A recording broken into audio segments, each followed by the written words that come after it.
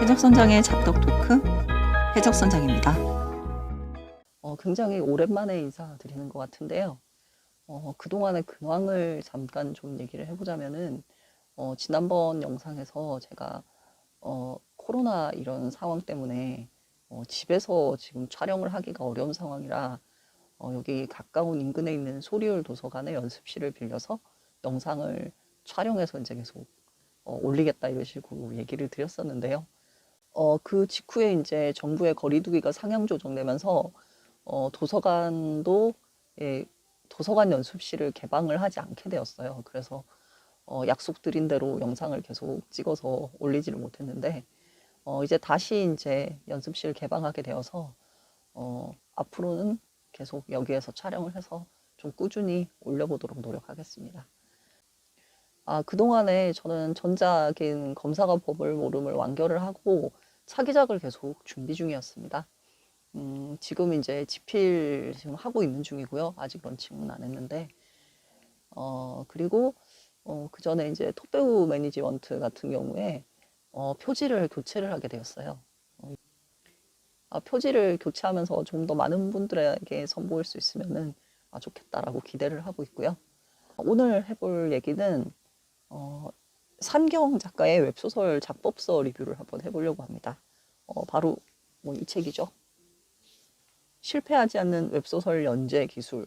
제가 이것을 사서 본 지는 꽤 오래돼요. 이게 출간된 지도 이제 상당히 되었고 해서 약간 제 그 좀 시기를 좀 지나간 느낌이 있는데 뒷북을 치는 것 같은 느낌이 있긴 한데 시중에 지금 작법서들이 이제 나와 있는 게 얼마 안 되기도 하고 그리고 저는 이제 제가 쓰는 작품의 특성상 좀 상경 작가의 이런 노하우들이 좀 참고가 많이 될 것 같다라는 생각에 구입을 하게 되었습니다. 그래서 읽어보았는데 크기가 보시다시피 이렇게 되게 컴팩트해요. 작죠, 크기가. 컴팩트하고 자간이나 폰트나 이런 것들도 되게 이제 부담 없이 볼 수 있는 이런 크기들이거든요. 그래서 좀 가볍게 이제 들고 다니면서 볼 수 있는 약간 핸디북 같은 느낌의 책입니다.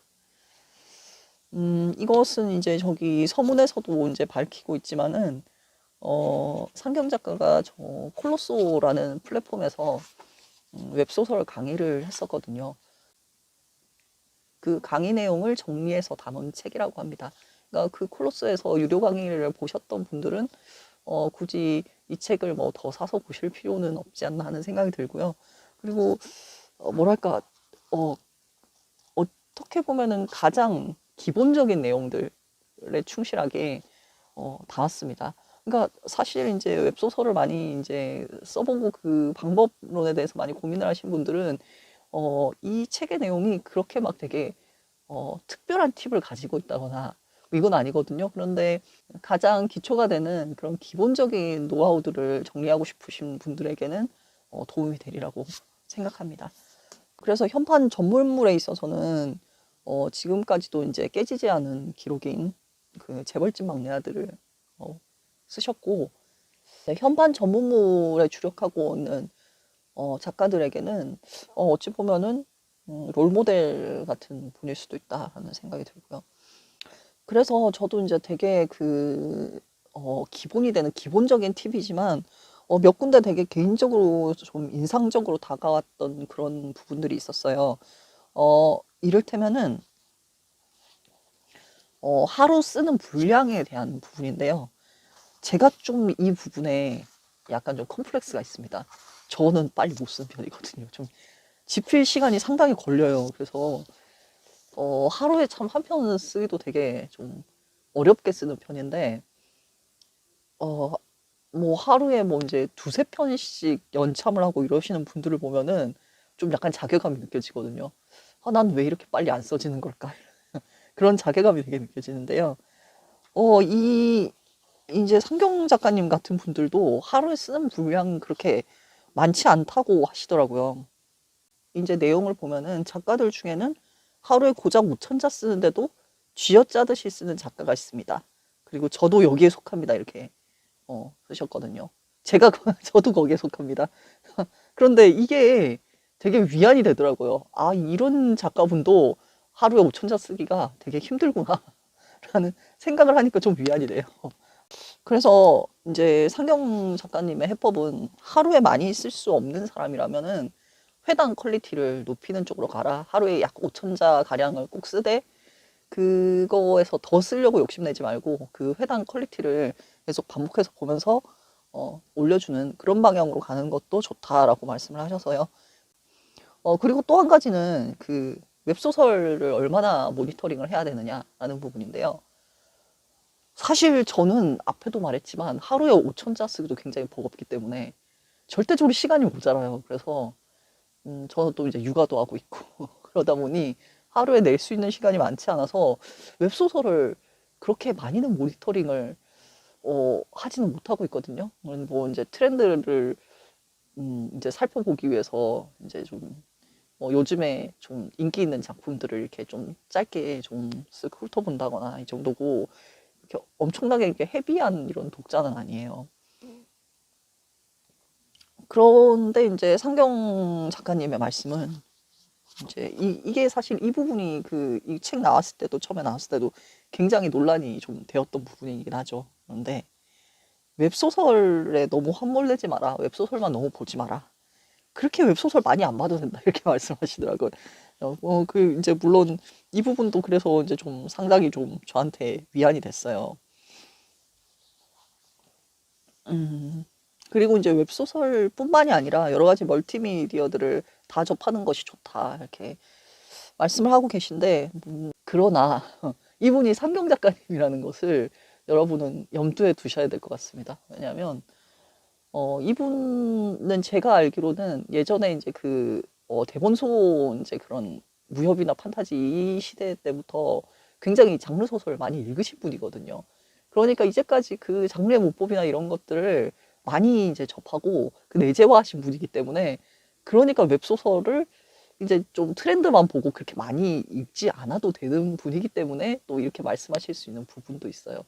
그러니까 원래 장르 소설을 별로 많이 안 읽었던 사람들, 그리고 이 장르 소설을 그다지 잘 모르시다가 이제 입문하려고 생각하시는 분들, 이제 이런 분들 같은 경우에는 상경 작가님이 이렇게 말씀하신 것보다는 좀 더 많이 읽어야 하지 않나, 읽고 공부를 해야 되지 않나 그런 생각은 있어요. 자, 그리고 이제 또 한 가지 시점에 관한 얘기가 있는데요. 처음에 이제 그 작품을 시작할 때 시점을 1인칭으로 들어갈 것인가 3인칭으로 들어갈 것인가 고민하는 분들 많으시죠. 저도 매번 작품 들어갈 때마다 이제 고민이 많은데 톱배우 매니지먼트 같은 경우는 제가 이제 단순히 모니터링을 해본 결과 웹소는 단연 1인칭이 많고 그리고 1인칭을 씀으로 인해서 독자들 몰입도가 확 올라가는 그런 부분이 좀 있긴 있더라고요. 그래서 좀 관성적으로 내가 모니터한 결과에 따라서 1인칭을 선택해서 썼는데 그게 좀 저는 어렵더라고요. 이제 묘사에 좀 한계가 있잖아요. 그 사람 1인칭의 시점으로 이렇게 진행을 해야 되니까 전체적인 그림을 그리려면은 계속 시점 전환을 해주면서 다른 사람의 눈으로 본 이런 것들을 묘사를 해줘야 되고 그러니까 계속 시점을 바꾸고 이래야 되니까 이게 너무 복잡해져가지고 쓰기 어렵네라는 생각이 많이 들었고 그래서 최근작인 검사가 법을 모름 같은 경우에는 3인칭으로 해서 글을 썼습니다. 3인칭 같은 경우는 이제 딱히 시점 전환이 필요가 없으니까 그 장면 구성이 좀 수월하고 이제 묘사도 좀 자유로운 면이 있죠. 그런데 몰입도 면에서는 좀 아쉬움이 있고요. 그래서 이게 항상 저한테도 고민이거든요. 그런데 이 이제 그 상경 작가님의 조언은 뭐냐면, 굳이 이렇게 시점을 몇 인칭으로 쓸 것인가를 크게 고민하지 않아도 되지 않느냐. 이렇게 말씀하시더라고요. 왜냐면 1인칭이나 3인칭이나 시점의 일관성을 유지하는 면에서 생각했을 때는 크게 차이가 없다고 보시더라고요. 3인칭도 주로 누구의 시각으로 서술이 이루어지느냐 그거에 따라서 이제 시점 일관성을 지켜야 되는 부분이 있기 때문에 그렇게 자유롭지는 않다. 이를테면은 이 장면에서는 3인칭으로 쓰고 있지만은 그 주인공의 관점에서 이 상황을 보느냐 아니면은 상대의 관점에서 상황을 보느냐 이거에 따라서 적절하게 좀 묘사가 달라질 수 있다는 거죠. 그래서 이제 3인칭을 자유롭다고 생각하는 거는 어쩌면 착각일 수도 있겠다는 생각이 드는 거예요.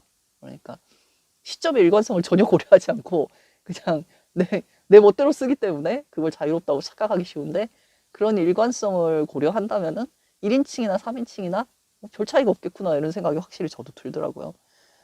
그래서 이제 상경 작가님은 1인칭이냐 3인칭이냐를 크게 고민할 필요가 없고 일단 시점 일관성을 지키는 게 중요하다 이렇게 말씀하고 계신데, 제가 그전에는 시점 일관성에 대해서 별로 생각이 없었다가 그 글을 읽고 3인칭에서도 이게 그 묘사에 있어서 시점 일관성을 지키는 게 중요하겠구나라는 생각을 하고 그 이후부터 좀 유념하면서 글을 쓰게 됐습니다. 이 읽는 사람에 따라서 도움이 되는 부분들이 좀 서로 다를 테고 크게 도움이 되지 않는다고 생각하시는 분들도 있을 테고, 또 이제 또 저처럼 부분적으로 이제 또 대체로 이제 아는 얘기지만 부분적으로 이렇게 좀 와닿는 부분이 있을 수 있고, 그래서 웹소설 쓰시는 분들 그리고 지망하시는 분들 꼭 한번 읽어보시면 좋을 것 같아요.